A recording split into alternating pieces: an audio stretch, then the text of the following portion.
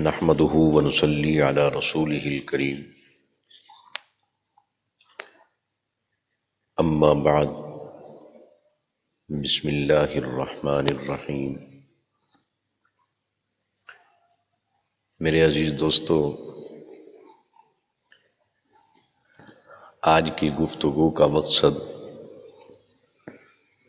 ایک مسئلہ میں رہنمائی کرنا ہے۔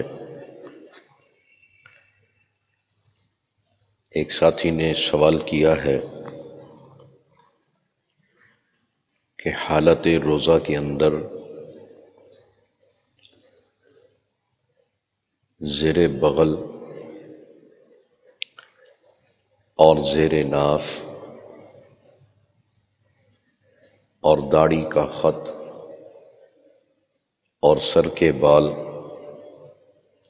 اور ناخن وغیرہ کاٹنے سے روزہ ٹوٹتا ہے یا نہیں ٹوٹتا۔ تو عزیز دوستو، ایک بات یاد رکھیں، اللہ رب العزت خود بھی پاک ہیں اور پاکی کو پسند کرتے ہیں۔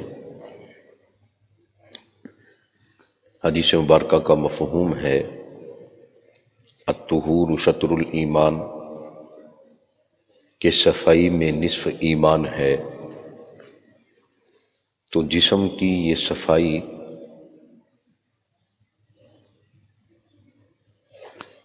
اس صفائی سے روزے کے اوپر کسی قسم کا کوئی اثر نہیں پڑتا، چونکہ صفائی جسم کی ہو یا اپنے ماحول یعنی ارد گرد کے ماحول کی ہو، تو یہ ایمان کا ایک حصہ ہے۔ اور پھر سنت عمل بھی ہے کہ صاف ستھرا رہنا حضور علیہ الصلاۃ کی سنت مبارکہ ہے۔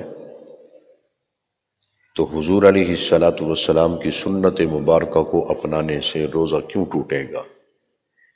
اس لیے یہ بات یاد رکھیں کہ روزہ تو ٹوٹتا ہے کھانے پینے کی چیزوں سے، یا اسی طرح بیوی کے ساتھ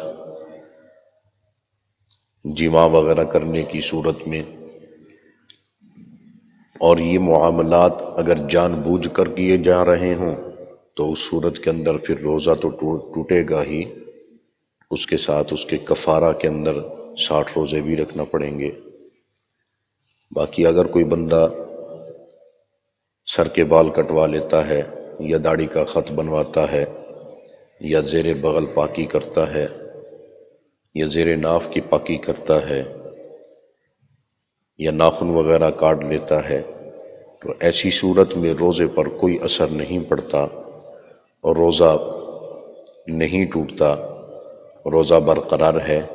ایسے شخص کو چاہیے کہ اپنے روزے کو وقت افطار تک مکمل کرے اور افطاری وغیرہ کے اندر اللہ سے دعا وغیرہ مانگ کے اپنے روزے کو افطار کرے۔